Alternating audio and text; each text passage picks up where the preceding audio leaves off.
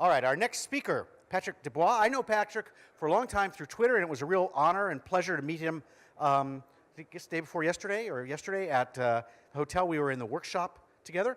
I'll be talking about the workshop a little bit more. And he is most well known for founding DevOps Days, and he is now the CTO of Small Town Heroes. And I'm going to leave it there and let him go from here. Thanks. Thank you, Bernard. Round of applause for Patrick. All right.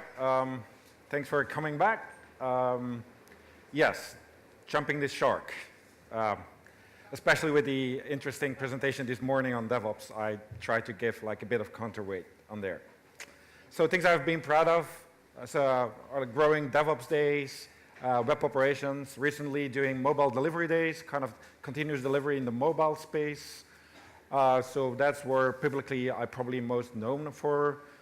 I do work at a company called Small Town Heroes. What we do is basically create apps and websites for TV shows. And we're not just creating the app, we're also in the studio, so the visualization on the screen is real-time visualization and also moderation in the studio. So it's everything that we build needs to work the 1 hour of the show, can't go down, and it's the only time we actually provide value with our app. So it's a kind of Formula 1 hour. We do fixes, patches, real time. We are in chat with the producers, so it's kind of a fun thing to do, for me at least. So I'm going to talk a bit like how we think there. A few years ago, we started with the vision like I could have built my own logging server and monitoring server and all myself. But, it's much easier to just use one of those services. Like this is a set of the services we use, Fastly CDN, Pusher, especially for the real-time eventing, and Imagix to kind of convert our images to, optimize that for mobile devices as well.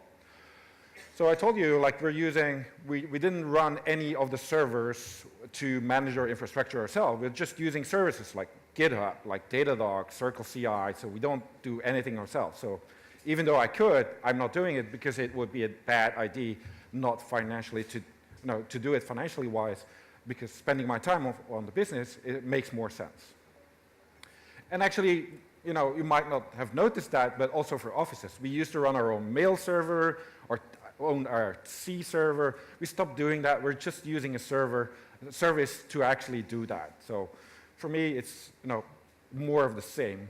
And community services, something is not like an official service we use, but CoreOS gives us updates when we move to Docker, the Docker registry, Ubuntu, we get all the packages we don't have to do ourselves, NPM, the repo, we don't have to host. So again, more and more services that we rely on, not running our own infrastructure to do that stuff. And also on the front end, like you use jQuery somewhere in your website, it's a service that you just include your fonts from Google, all that stuff. So is that serverless? We'll see. So there was an explosion for us on the tool front for when we started doing mobile. Everything